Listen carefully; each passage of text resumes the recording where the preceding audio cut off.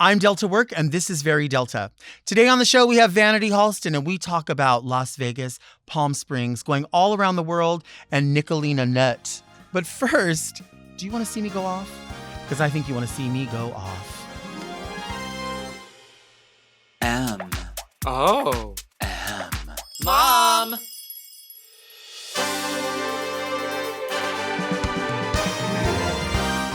Are you a lady like me? Introspective, beautiful. Oh, are you intellectual like me? Beguiled by a bargain? You like wild times? Oh, like me? Are you serving the community like me? Well, if you are, then you must be very Delta.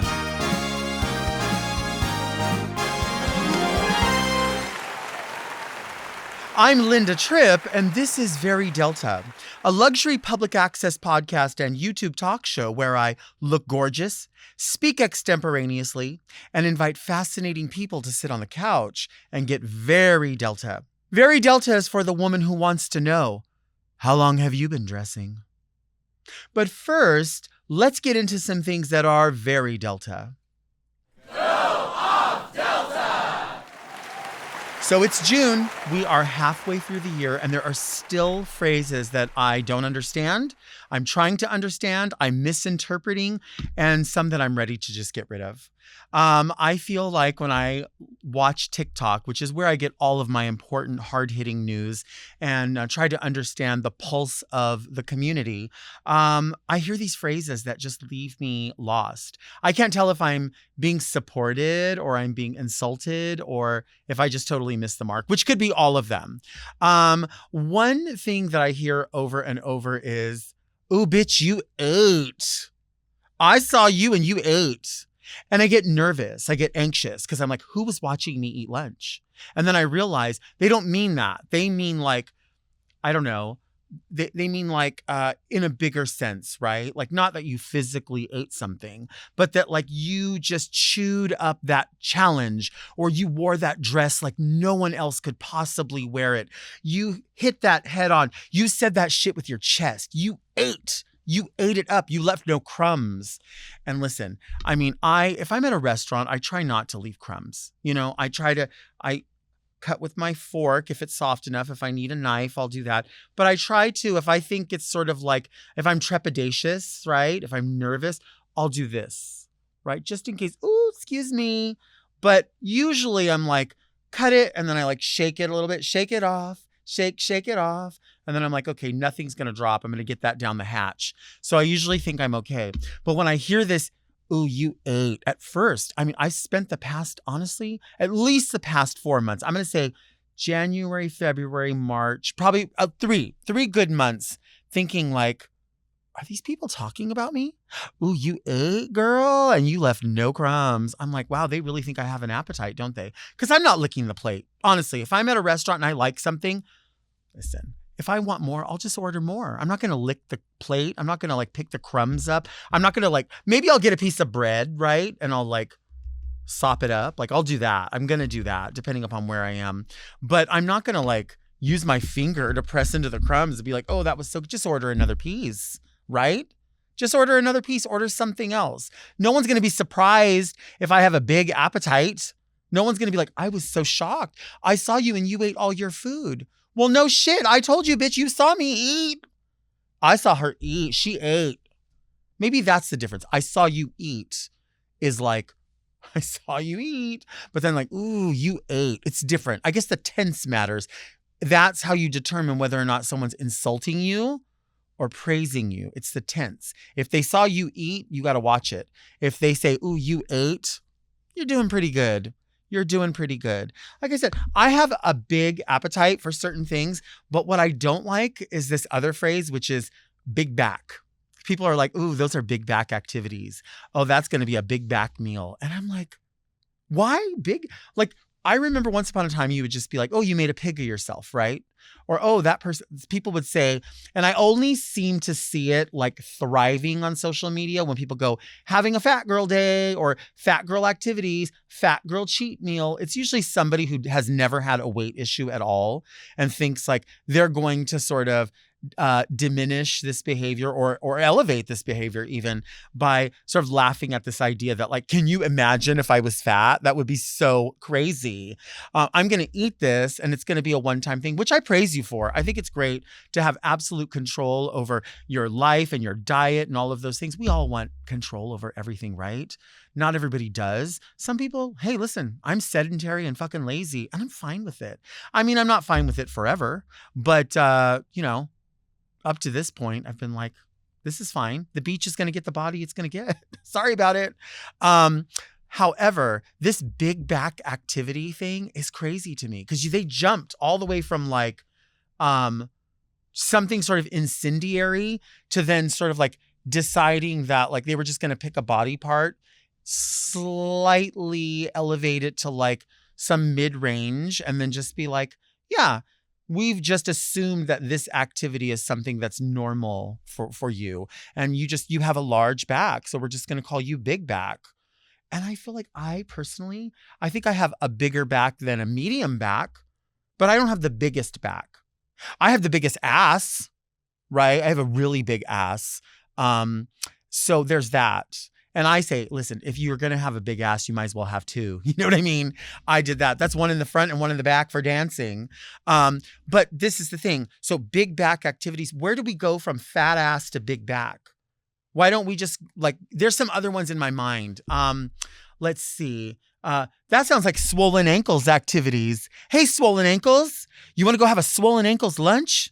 How come we're not saying that? That seems weird to me. I mean, why not if we're going to talk about body parts? What about, hey, glycemic index? What about that? Hey, hemoglobin issues. I mean, there's other ones that absolutely I think we should be using that are maybe more succinct and less basic than big back. What about, hey, darkened neck? You want to go out for lunch?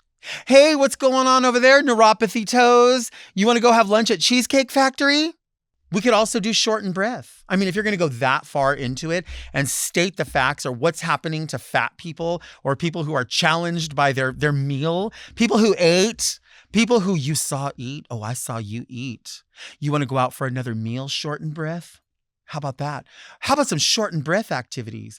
Guess what? I'm not going to the gym. I'm going to do some darkened neck activities. Hey, chair challenger, you worried about squeezing into that chair? Let's go have another piece of cheesecake today.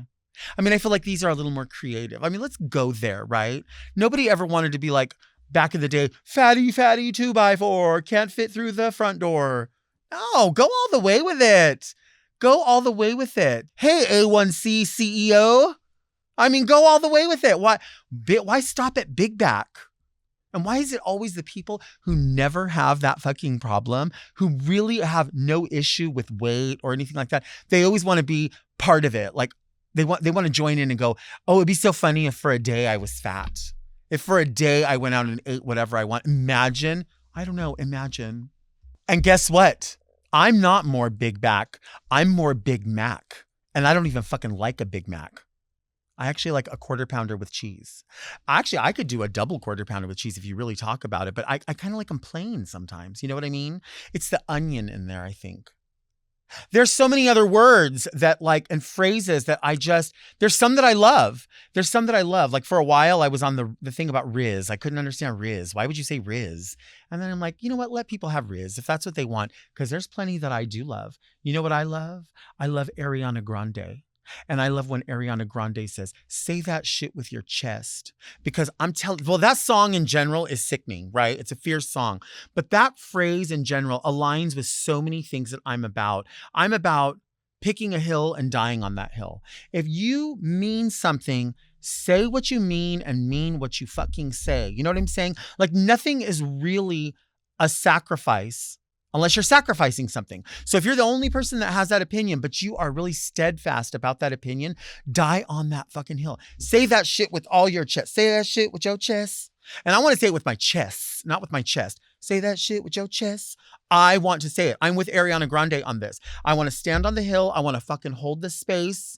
Here's my space. Here's your space. It's equal. This is Coke Zero. This is Diet Coke. It's the same. You drink this. I drink that. There's room for both of us, right? I believe that. I 1000% believe that. So I want to hold the space. I want to pick a hill. I want to die on that hill. I want to say that shit with my chest. It means the most. I love that song. I love the meaning. I love the intention. I love Ariana Grande. And I want her to say, I want to say it with her. I want to say that because sometimes I'll be in a conversation with people and then they'll say something and I'm like, no, you mean that. Say it. Say it louder. People always say it for the back row. I mean, that's a phrase that you could probably get rid of, but I'm going to stick with that one. I want to say it for the back row. I want everybody in the back row, in the front row, everyone to hear what the fuck I said. You know what I mean? And if they don't like it, that's fine. You don't have to like it. You say what you mean and you like it and you walk in your light and I'll walk in my light. And that's perfect. And maybe somewhere we'll meet on the same course and then we'll go like this and then we'll come back. As long as we're going gaily forward, I'm happy with that. I'm happy with that. Say that shit with your chest. Stand up and go, guess what? I like Diet Pepsi. Okay? And then I'll go, guess what? Hold the space for you. And I'll say, guess what? I like Diet Coke. And you may not hold the space for me, and that's okay. But that's a hill I'm going to fucking die on. I like Diet Pepsi. I feel like hold on. I love Diet Pepsi. I feel like people think that I don't hold the space for Diet Pepsi, and I do. Because listen, I'm going to eat at Taco Bell. Okay.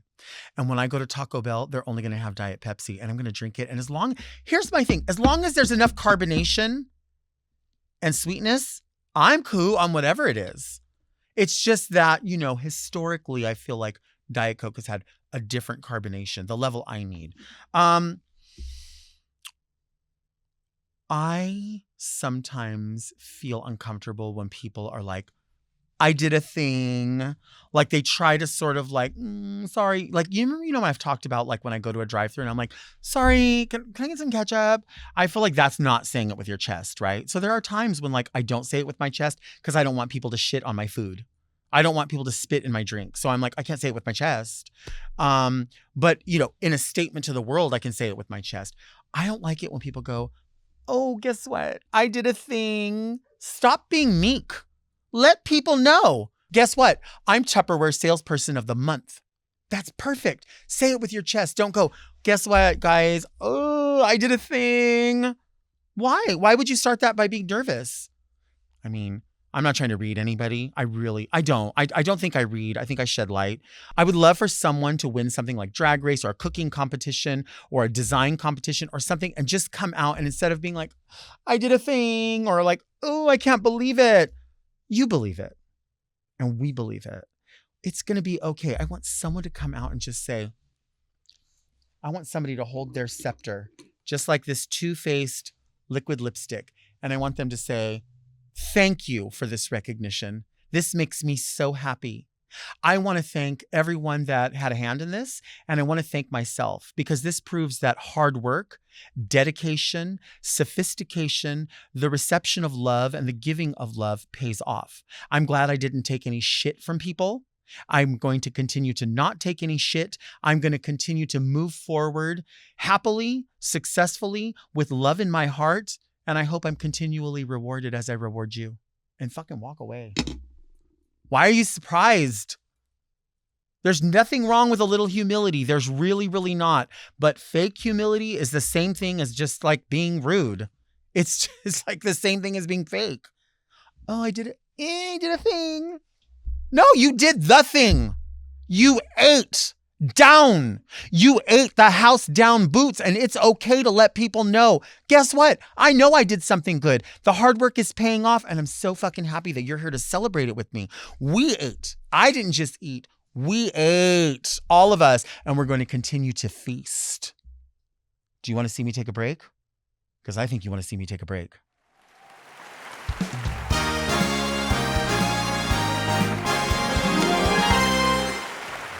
Want to get a chiseled look in the jawline?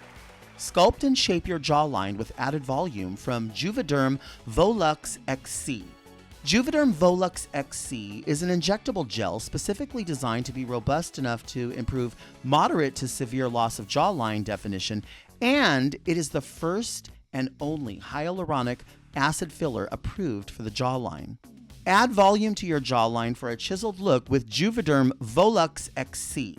For important safety information and to find a licensed specialist, visit juvederm.com. That's JUVEDERM.com. Not for people with severe allergic reactions, allergies to lidocaine, or the proteins used in Juvederm.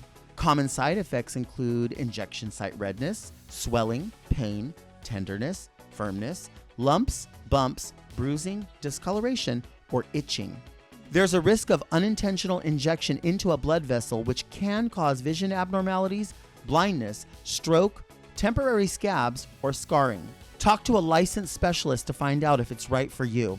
Visit juvederm.com. That's juvederm.com, JUVEDERM.com.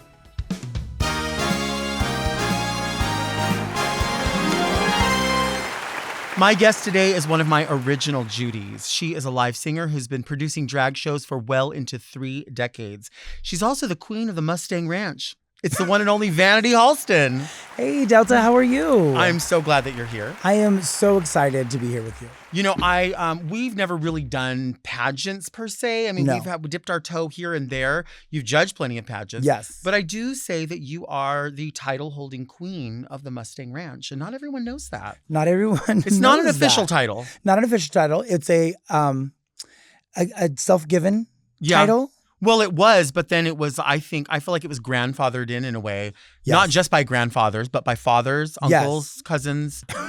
We go so far back. And when I say that to people, a lot of people know you in your role in Palm Springs as a show producer, as the entertainment director at Club 111. So they've met you as they've been coming new into their drag careers. But you, and of course, Palm Springs, we know, is like a mecca of drag, especially right now. Yes. People know Palm Springs for Coachella Festival, for Stagecoach, as the place to go hang out in between those things. Yes. But we've been going there, again, into like definitely 2 decades, going into its 3rd decade. Yeah. Well, 22 years. Yeah. 22 years is when we started working at Toucans. Yeah. You know, it's become the go-to place, I feel like, even more so than some of your other larger cities here in California. Right. Palm Springs is now a destination spot. Right. I remember when we first started going there, I used to think like, well, who comes to Palm Springs? What's this about? And I was like, oh, it's people would say, oh, it's old people. And I was like, really? And they would go, no, it's rich people. And then they would say, no, it's gay people. And I realized, no, it's rich old gay people. Yeah. That's who Totally. runs it. That's Why not? who runs it. Why not? We should have a place. Why not? Yeah, we should have a place. But you know what, though? In my shows, I kind of refer to it as like God's waiting room because... You're awful. Well, yeah, but that's why I'm there. But so there is a lot of older people that go there, but it's becoming younger and younger all the time. Uh-huh. It's just this go-to place now that everybody wants to retire. Everybody wants to go vacation. Everybody wants to go to the festivals. And it's just, you know, this plethora of gayness, but it's also a place where you're going to go and feel comfortable and accepted, as well as, you know, genuinely have a good time with people that you don't know. Right. For sure. And I do feel like, I mean, there's been so many discussions about like the change of the social place of Palm Springs and the change of the backdrop and what happens there and who goes there.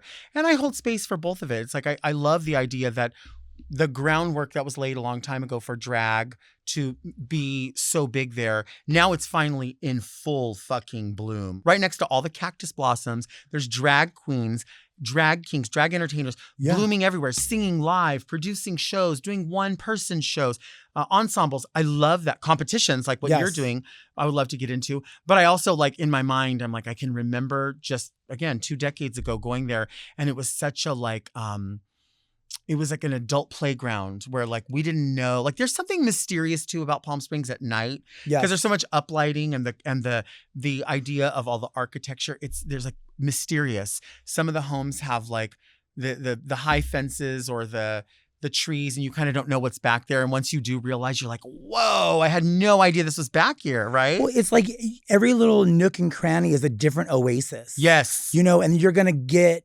something completely different from place to place.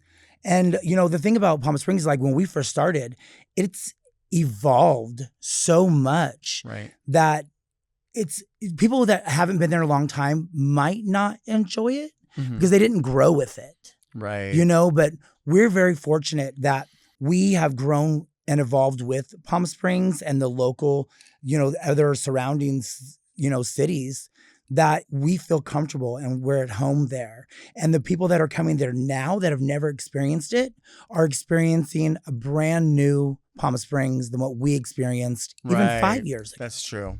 I mean, the only reason I ever started working in Palm Springs was because you brought me in. And I do consider myself somebody who, along with you and a few others, you know, created a really good force with the show at Toucans.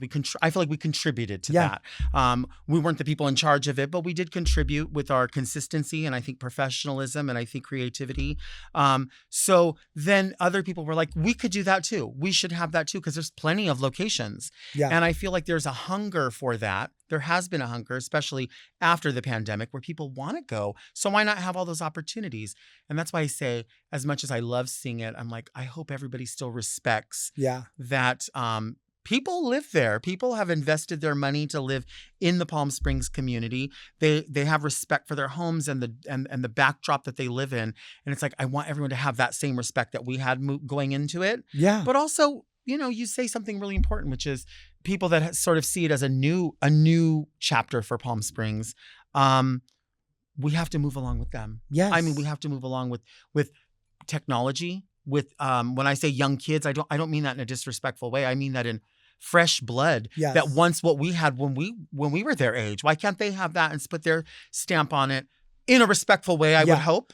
Well, you know, so like when we started there, we weren't the first drag show to be there, but we were very fortunate enough that because of our talents and where we were and who we, you know, were surrounded by, we changed the face of drag and drag shows there. Sure. You know, and so now it's really fun to see that happening with other entertainers, you know, and other venues, that it is always evolving. And all these new kids that are coming in and all the new tourists that are coming in are changing the face of what we knew. Right.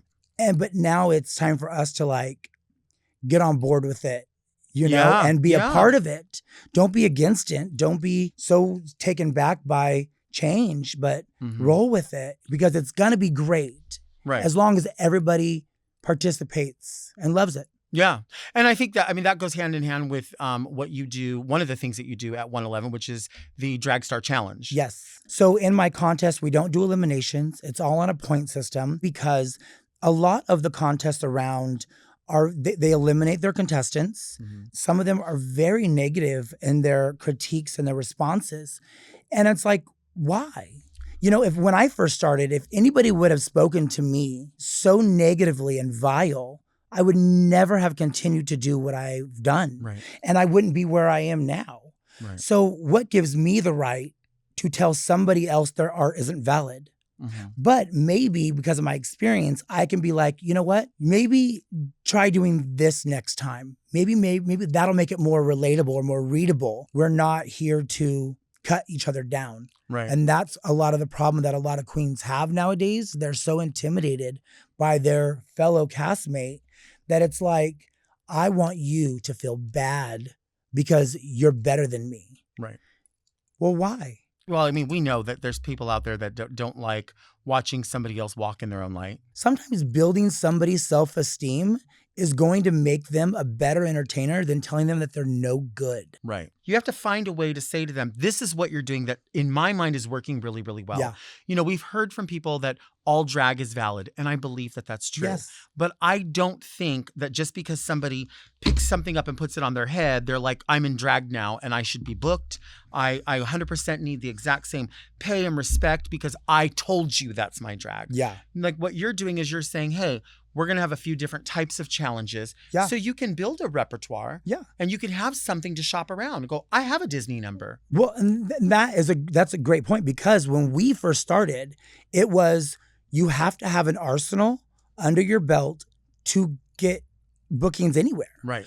So you had to have Disney numbers, you had to have ballads, you had to have lookalike characters, you had to have Broadway and a dance and all these things. So that's kind of what like my contest does, is we give them challenges that they can put in their repertoires if they choose to. I think what's strong about that is that you have lived and worked and run your career in all the things that you're expecting from people that come to the competition. So Yes. you are somebody who does celebrity impersonation. You're a live singer. You are you're an MC, so you tell jokes, whether they're scripted or not, or you go up and you speak extemporaneously. Yeah. That's what you do. That's what you do. You go up because you have to read your audience. When you think of your career, is there favorite things that you like to do, one more than another? Singing, producing? I love emceeing. Yeah. I think it's one of my favorite things, because it's my opportunity to tap in to like the crowd work, and make people laugh and feel things and just get the one-on-one interaction. Even though there's a group, there's a whole bunch of people in the audience, but to single somebody out and make that eye contact and to make them feel that they are a part of the show, that is gold to me, because that's why they come back. Right. People want to feel like they're a part of something spectacular. That's what I love to do. That's my goal. I love that. Let's take a break.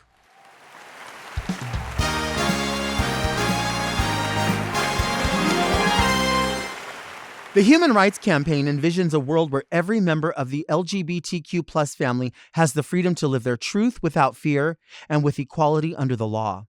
Equality for all without exception. Pride is a time to celebrate the LGBTQ plus community and be proud of living openly and authentically. Pride is a joyful celebration of all the beautiful identities of our LGBTQ plus community.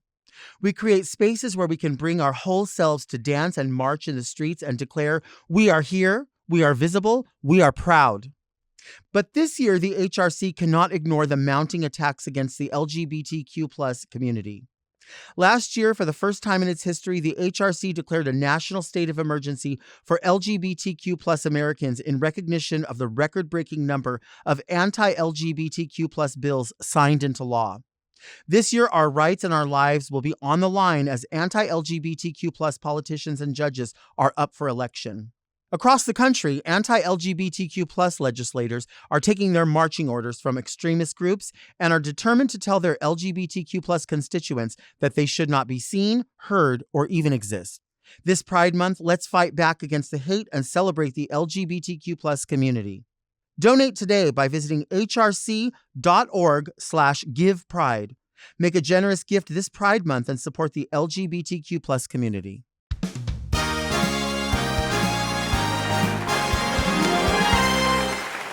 We are back with Vanity Halston. We're talking about the opportunities that you are providing in Palm Springs, but you're also working on your own show, like a single person show. Yeah. I always want to say one woman, but I don't want to leave anybody out. So, So I've written a show. It's comedy, stand-up comedy. It's live singing. I've been filming some like skits, that are going to be playing while I'm changing costumes. Mm-hmm. So I wrote it, and it's going to be premiering this month at 111 in Cathedral City. Will there be live singing? There will be live singing. And you'll remember all the lyrics. You never forget lyrics, do you? Well, yes, I have. What do you do? I mean, you're an improvist. You know what? You just I'm an make up improvist. whatever you can make up. You just like go along with it. What I do is like, I'll do a toast, or I'll take a shot or a drink, and then I'll try to get back when the chorus starts or something. Yeah. Yeah. Well, I mean, I say this because, it's happened to us. It's Oh, happened before. absolutely. It's happened to you as a singer. I've been there when it's happened. It's also happened that you've been with me where I'm thinking I'm the most glamorous person in the world and I fall flat on my ass in front of everyone. And what people are looking for is, not all people, but some people are looking to go, oh, how are they going to recover from this? Yeah. But we always know there's a room full of people that love us so, so much that they just want to see us get up Totally. and keep going. And when you do that, they are so You have them not just in the palm of your hand, but they also have you in the palm of their hand because they just want to see you at your best. Well, you know, that's, you know, when you see the queens that fall or their wig falls off or something happens like a malfunction, their heel breaks. Well, what do you do? Yeah. Do you just crumble? Right. Or do you get up and maintain? And that really is the one that's what sets people apart. That's what sets really you know, we're in a community that I think a lot of us have anxiety. Totally. Just because we're used to in our community feeling those outside forces. Yes. So the worst feeling is when your own community doesn't have your back. But the reality is those people watching the show, they do have your back. They do have your back. They don't want to see you at your worst. But also when something happens, like you forget your lyrics or something like that, it also tells the audience that this is real.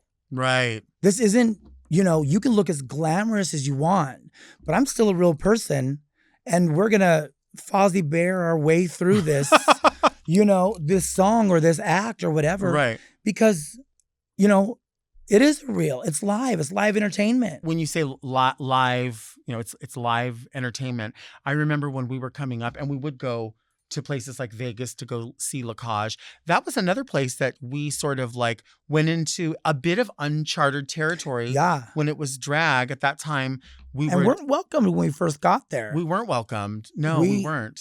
And it was the three of us. It was you, me, and Chanel. Chanel, yeah. I mean, this is back when I tell people all the time, I'm like, well, me and Vanity, we used to work in Vegas with Chanel and we had this really cool show and people are like, oh, what bar? Was it at Piranha? And I'm like, no, it wasn't there. Well, was it in the Fruit Loop? No, it was called the Wet Bar. And they're like, never heard of the Wet Bar. That doesn't really exist. And I'm like, well, no, it's probably like a strip mall now, but I promise you. And then they're like, this old bitch, she don't know what she's talking about. Well, guess what?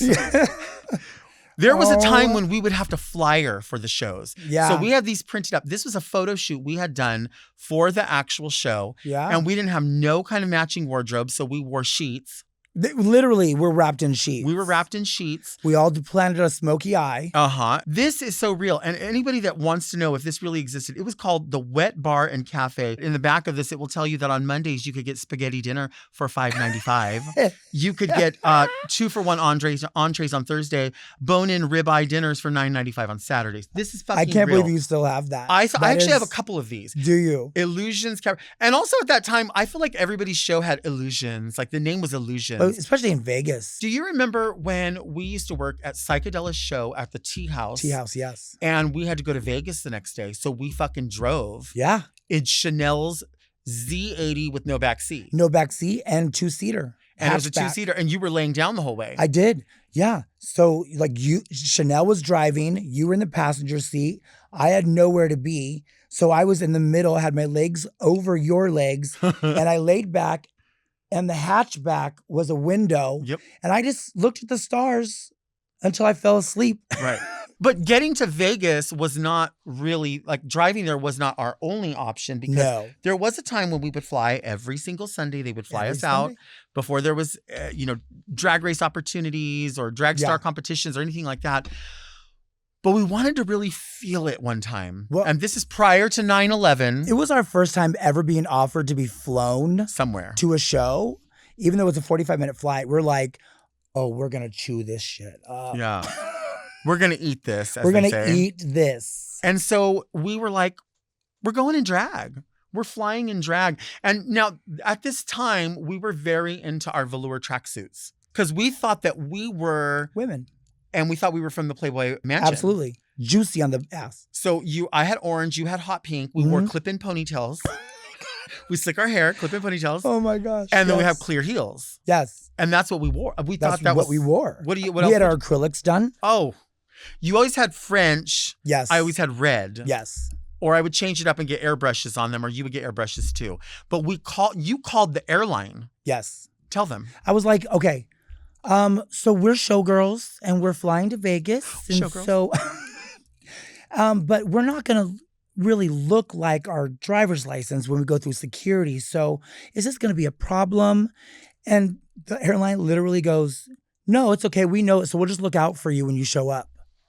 This is pre 9/11, right? This is years before, like that statement was like, it blows my mind now. It didn't blow my mind then because we were like, oh, it's not a big deal. You called, like even to this day, like my mom will talk to whoever's calling about a medicine or something like that, or she'll get the power company on the line and she'll say, I spoke to Catherine or whoever. And I'm like, Mom, it's like, there's like 9 million people there. Yeah, but I got the name of the person. Yeah, but there's probably like 9 million Catherines. Like, it's not the same. Yeah. But then it was that way. They were like, way. well, I'm Jan. I'll be here tomorrow. And so I guess we'll keep our eye out for you. Yeah. Now, if we were to Show call up to ahead. security, be like, hi, Sylvia said to ask for. And we did. That's what we did. But yeah, when we have traveled so many places, done so many things, even when you moved to Oklahoma, I was just like out of Drag Race and you were like, I have the opportunity to help them book somebody out here for this gig where I'm going to school. I'd like you to come out here. And it was just like this thing where you were like, if I have the opportunity to not just compensate, but facilitate the best for you, I'm going to do everything I can to make it so that you are really comfortable here and you have a really, really great time. And yeah, I'm lucky that I am, that we're friends and you already know that, but you do that for the people in your gigs. I mean, it's great to have a drag entertainer who is also the entertainment director. Yeah. Because they can facilitate that. They can say, the best way to use this space is this way. You know what? The best drag shows are because there's an entertainer who's facilitating the aspects of it. Right. We might have a small dressing room, but more shelving makes a difference. Oh yeah, it fixes it. So one of my favorite stories to tell is when people are like, well, drag is always so glamorous. Well, okay, let me tell you what we used to do. At Encounters, you had a show once a month. And we didn't have a dressing room. If it was really busy, then we would have no dressing room. If it was slow, we would hang a curtain up and we'd get ready behind the curtain. But when it was busy, we had nowhere to go. So it was Delta's car, Psychedelics' car, my car. We opened up our trunks and got ready in the back alley while people were driving by and drug deals and all these other things. When we got our costumes on the asphalt, it's not always glamorous. Right there off the 210 at Sierra Madre. That's where we were. For years. Yeah, for years and years and years. And we were happy to do it. So I feel like when you've had that and and I mean, I've had a million queens, kings, go-go dancers, everybody that know that whatever dressing room that they've been in, if they're worth their weight, they will tell you, oh, I've always been in worse than this. Yeah. I've been in worse than this before. And I'm happy to say it because everything else is fucking gravy afterwards. Because if you're used to getting ready on the asphalt with your, $30 tights touching fucking water on the ground, anything up from that. But then, of course, you get to the point where you're like, all right, well, I'm going to be working a Pride or whatever. You better let them motherfucking people know we need somewhere where it's not wet on the ground. Yeah. I had that experience a couple weeks ago with an event that was outside and I showed up and I was like, well, where are we getting ready? Oh, we thought you were coming ready. Well, where are we changing our costumes at? Right. And I was like, the bare minimum, hang up a curtain. But nobody cared and facilitated it. And I was like, okay. That's why it's important. Like you said, as long as there's an entertainer, even a go-go dancer who is like saying like, I'm going to change this or that. I mean, they're going to need some privacy as well. Yeah. Just because they feature a quote unquote sexual, sensual fantasy, that's a fantasy. Yeah. You don't put your fucking hands on people. Yeah. You don't fucking do all that just because you gave somebody $1. So when they want to change, that's their private time. Yeah. And our dressing room is like a locker room. It's a sacred place. Kings, queens, whoever, our money's there, our clothes are there, our ass is fucking hanging out.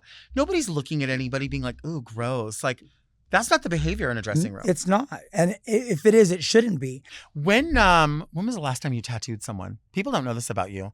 Vanity is a jack of all trades. Tattoos, can bartend, can fucking sing live, can graphic design. I mean, so many different things. Yeah. And they're all, I think a lot of them start as hobbies, but could become professions. Yeah. In many ways, or have. The last person I tattooed was Raven. Okay. Yeah. So everything, as far as I know, everything on her left arm is all work that I did. Wow. And I was just learning how to tattoo then. And because I don't draw freehand, nobody would take me serious. Right. And I had a couple of tattoo artist friends that guided me and taught me the proper, safe ways of doing it. And, Raven was like, here, I want this. And I was like, oh, girl, that's out of my realm of, ability. She's like, no, it's fine. You could do it. And I did it. And I did everything on her arm. And so I think she was actually the last person I tattooed. That doesn't, but see, it doesn't seem that long ago that you were running around Tyler Mall as a Mac girl. You know what I mean? That was a portion of your life where you were working exclusively as a professional makeup artist for MAC Cosmetics. Yeah. And some people don't know that because it's not, these are things that you don't always bring up because you always seem to focus on what you're doing right now. And you're always moving up. And you've always created your own lane. And you've always done that. And I think what happens is a lot of people don't realize that they can't do that, but you can. Well, you know, it's really hard to maintain when you're not a Rue girl. You know, because you don't get the same notoriety, you don't get the same compensation, you don't get the same praise. You know, and so when you don't have the platform of a national televised show, you have to create your own everything, and so it comes back to that evolving. You know, I have to constantly evolve and keep up. So if I'm ever invited to do a show with all drag race girls, I can promise you I will be the one they're talking about when we leave because I'm going to come and show out because I have to. A lot of the girls, they know that people know who they are. And so they will do a ballad, you know, and walk around and collect money. And that's great for them because that works for them and the audience loves that about them. They don't love me that way. So I have to create an experience that they are never going to forget because they're probably never going to see me again. Right. So I want to make sure they will always remember me. Well, I mean, I'm not saying that you take this with you, but like one of those things that you've always done as a standout is like fire batons. Yes. That's a thing that you've loved. You taught yourself that. Yeah. I remember watching aerial you silks. and aerial silks. I remember watching you teach yourself that because you were like, I wanted, and this was way prior to Drag Race. Yeah. Way prior to any of that. You weren't trying to set yourself aside from anybody else. You were trying to do what you thought was entertainment. Yeah. And you still know is. Yeah. Well, you know, my biggest competition is myself, I feel. So I have to always be better than I was before, or at least attempt to be better than I was before. I might not always achieve being better, but I have to at least make an effort to be better than I was before. But, you know, in addition to being a Mac girl, although you were never really like that sort of like stereotypical Mac girl. No. You were actually interested in makeup artistry. I was, yes. You weren't, not saying that all Mac girls are annoying because they're not all annoying, but there are some people that you're like, babe, you got to love the artistry, not just the sale. Like, you know what I mean? But I guess you don't last very long if you don't love only the sale, which I get, it's a company, whatever. Yeah. I'm walking in circles around this. To say that you also have a degree. I have 2 bachelor's degrees and I have a master's degree. I mean, the things that you have accomplished, in addition to that, you also have worked, 5-6 years at Disney as well. 6 years with Disneyland. It is a wonderful place if you want it to be a wonderful place to work. I see. If you enjoy what Disney brings to people, you will have a wonderful time working at Disney. But the Disney as a company, do not go in there thinking that you are going to be respected or cherished as a memory maker. So that's not going to happen. Wow. So if you go to Disneyland, I highly encourage you to be as nice as possible to your cast members because they are not being treated well. We can edit that out if we need to. But they are there because your happiness and your memories are important to them. Wow. See, I've only been to Disneyland twice in my life. Once I was like a child, and then once I was about to graduate from high school. And I'll see it. Like everyone tells me you would love it, especially if you go at Christmas time, because you know I'm such a Christmassy person. Yeah. So everyone says that. But I'm like, is there a way I could go and just like get on a golf cart and go like eat at like 3 different places and then leave? Yeah.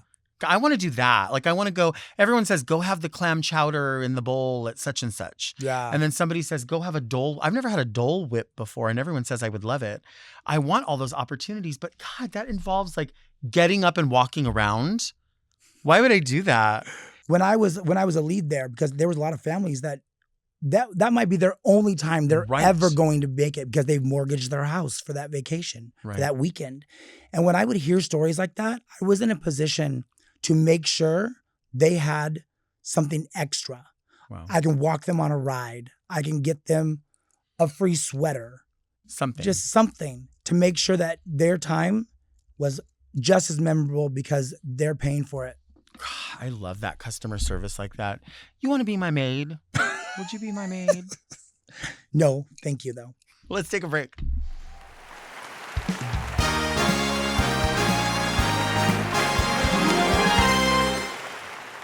Vanity, what ride do you think Delta would love at Disneyland? What do you see her on? Oh, Small World.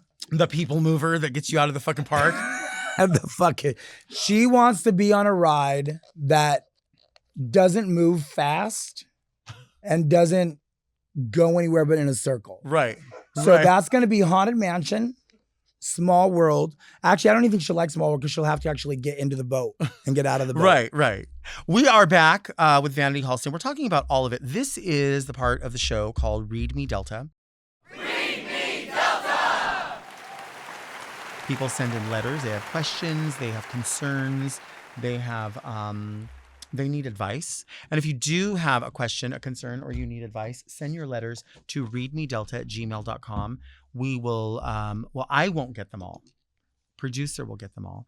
And then he will narrow them down to see who is making the most sense. You know, my brain, it goes off into different, oh, Jesus Christ. Start making your letters no longer than one paragraph. And if you are not familiar, a paragraph is 5 to 7 sentences. Any less than that is not a paragraph. And any more than that begins a new paragraph. So here's a letter. It's that long. I'm going to read it. Oh my God. Hi, Delta and Stunnalina guest. We need your advice on what to do about our neighbor and her wind chimes. We live in West Hollywood and our living room faces another apartment building that isn't connected to ours and has a different landlord and management company. There's a girl who moved in last year whose unit we can see. Her front door is maybe 10 feet from our living room window. We've never met her, but we call her Erica with a K because she looks like Erica with a K. There are many annoying things about her. How loud she is, how she clomps around outside in flip-flops, how she has a Christmas wreath and Halloween pumpkins that sit on her door year-round. I love you, Erica. Yeah, I love that too. The ugly leggings she wears as she talks on speakerphone outside at full volume. That's gross. Most annoying thing is that she hung wind chimes outside of her door. Keep in mind, this is West Hollywood. This isn't a farm in Montana where she can sit on her wraparound porch and watch the birds and enjoy the chimes for herself. There are tons of residents within feet of her unit, and her wind chimes are constantly making noise. My boyfriend and I are actors, and you can hear the wind chimes in our self-audition tapes that we film in our apartment. We left her a very kindly worded note and put it on her door one day explaining that her wind chimes are very noisy and are affecting our work. We saw her come home and take the letter off her door and go inside. We expected her to read it and immediately come outside and take them down. But no, they've still been hanging there for a whole year. Should we let this go? What would you do? Very John and very Brian. Well, listen, you entitled queer cunts. The smallest issue in your life is those motherfucking wind chimes. The bigger issue is that you think that your home is also your place of employment and that everybody should be adhering to what you need more than what they need. If she pays her motherfucker, no, I'm just kidding. I mean, the wind chimes. I was on board with you for I get it though, because wind chimes, like, for instance, when we're recording right here, like I'm very you, I think. I think I'm very you and you're very me and we're very we, because right on this other side of this wall is like a street, like a boulevard. And sometimes we're talking, we'll have to stop because it's so fucking loud. Sirens, whatever. So I get it. Like shit that shows up in your audition tapes. I have it at home. When I film my cameos, sometimes the neighbor, I can hear the hot water generate in their house because we have like a little easement and it fucking sucks. And yes, your home is your place of work. Right? I do believe that. I agree with you on that. I think it sucks just because, especially apartment living, there's so much you have to sacrifice. And I'm with you. I lived over 30 years in the same apartment, in the same building. That apartment. Yes. You've been there a million times. Yeah. Remember when we were getting ready for White Party and we were sewing white costumes? Oh my gosh. Yes. What happened? Okay, so it's White Party Weekend. We are so excited. We're like, we're gonna make new costumes. We're gonna have these new looks. And Delta and I, we get home from a show and we start sewing. And we're at her apartment and her mom is asleep. And we're sewing and we're just like, Just trying barely to keep our eyes open, but we want to get these costumes done. Her mom comes out and goes, I want you guys to know that I don't approve of this. I know what you're doing. I know what you're doing. This upsets me. So you need to get your shit cleaned up. And I don't want to talk about this right now. And I was like, what is she talking about? What is she talking about?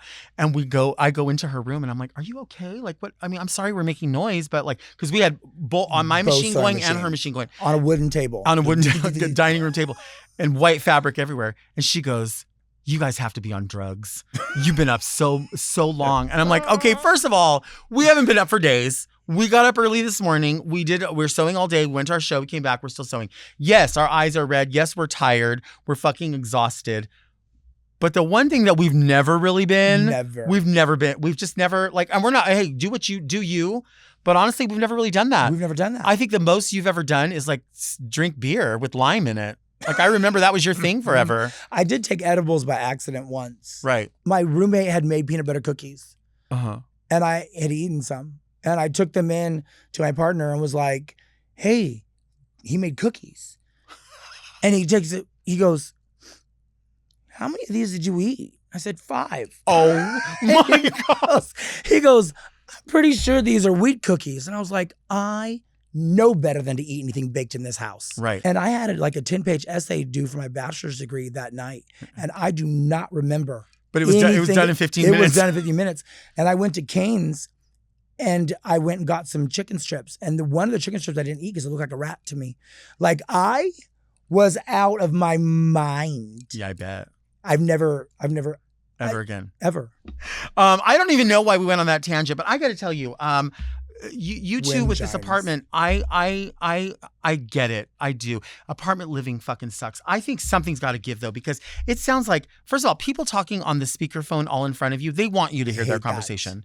And then, I mean, I don't know, these leggings and the clomping around. You know what they should do? They should buy her some leggings. Oh, that's not a bad and idea. wrap them up. Something cute. Something cute that you approve of, you know, because maybe she doesn't have any gay friends to tell her that's Oh. ugly. I never thought of that. That could be true. And then wrap them up in a nice little thing and be like, hi, these are more appropriate for outside. And I think, I don't know what was worded in the letter, but maybe you already did it by just saying to her straight up, like, hey, we're kind of coexisting around here. Yeah. I know that you love your wind chimes. I love paying my rent. So I got to do these auditions.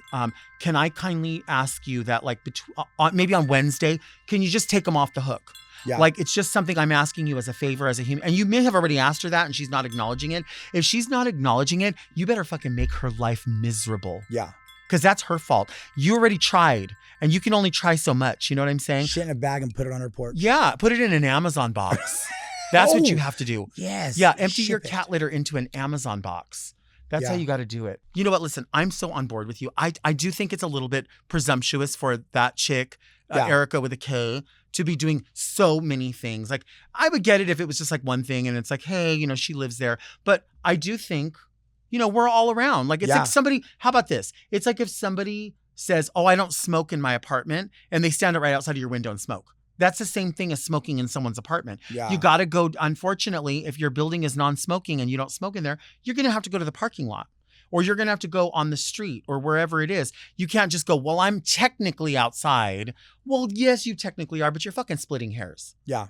I think it's fair for you for those wind chimes to come down while you're, and it's just, I mean, what, is she going to be affected by it because she doesn't get to hear her wind chimes for a second or a day or however long it is? Fuck you, Erica with a K. See, listen, maybe I should have been a lawyer. I feel like I can argue both sides. You've always been really good at that, though. I think I can. You always have been really good at, like, shutting people down But then I to where confuse- they feel so stupid. No, I don't want people to feel stupid. No, I just because want- you're just, you know, you have the best vocabulary. I don't. I misuse words sometimes, but I just stand by them and I'm like, that's the word. Yeah. I don't read.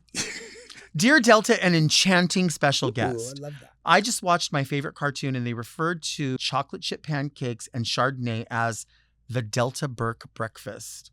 But what I want to know is, what is the Delta Work breakfast? What breakfast items can we get at the Delta Work drive-thru?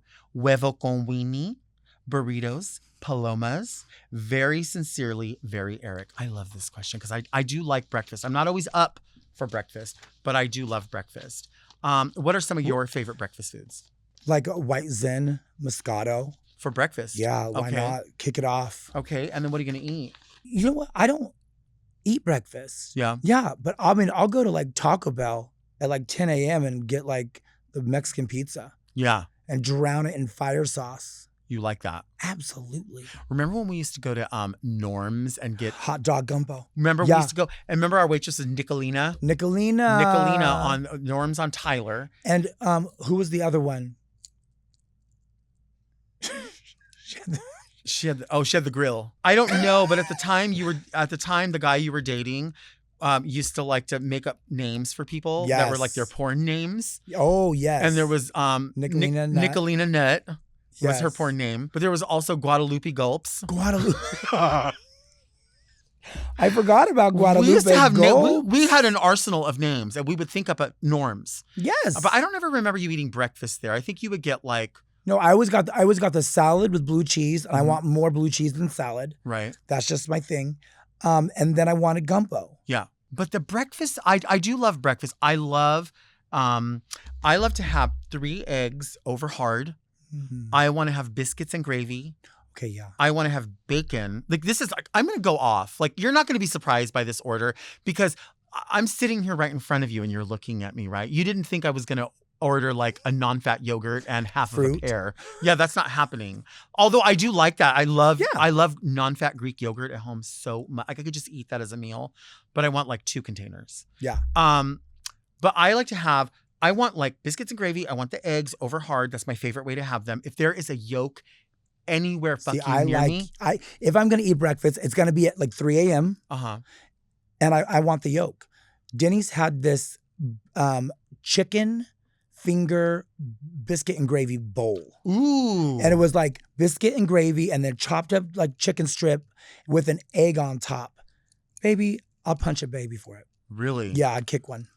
You know, I've always They got rid of it. I've always thought it was weird to eat chicken in its adult form with chicken in its baby form. I always think that's weird. Like why? Well, and I know like if you It's make a family fried chicken, reunion. it is a family reunion in your Keep them mouth. together.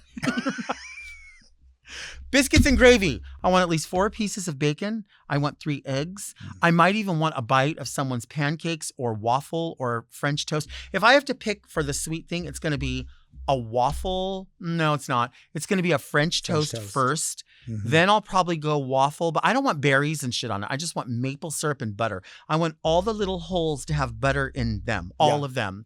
If I want pancakes, I want that 3 pancakes and I want butter on every. Why is it at layer. Denny's when you pour syrup on, it disappears so quickly? It soaks in, but when I cut them, It's so dry as hell. it's dry. Yeah. It's not their fault. No, it is. It's all pancakes. Yeah, I think, no, it's though. not the server's fault, but No, whoever's no. at Denny's corporate needs to get their shit together. Right. Thank you for being here. Thank you so much for inviting me. I don't even know if we answered the letters. I don't even know. We I hope answered we did. 2. Wait, did we answer? Oh yeah, we did because it was Kind of. breakfast. It was breakfast. Yeah.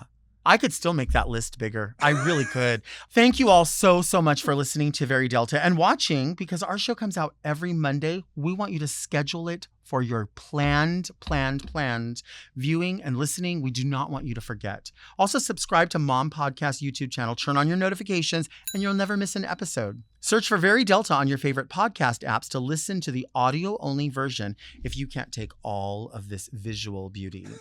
You can also sign up for our premium offerings on Mom Plus Gold by visiting mompodcast.plus, where you get weekly episodes of more Very Delta.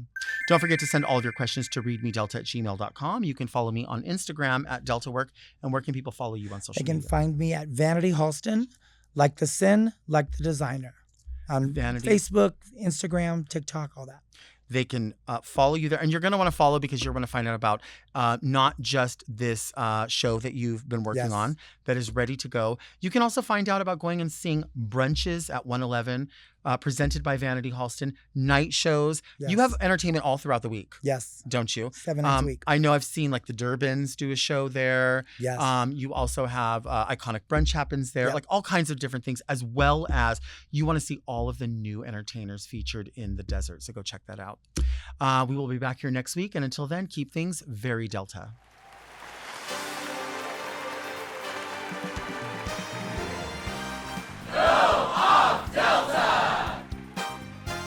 Very Delta is produced by Moguls of Media, aka Mom.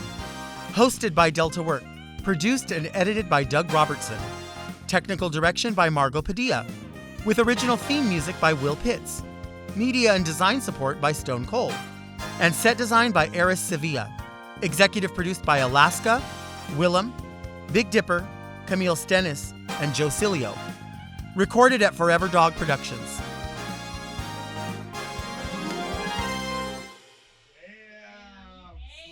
We ate! Holy shit. Mom! To listen to Very Delta ad-free, 1 day early, and to get access to more Very Delta and all of Mom Podcast's premium content, check out Mom Plus Gold at mompodcast.plus.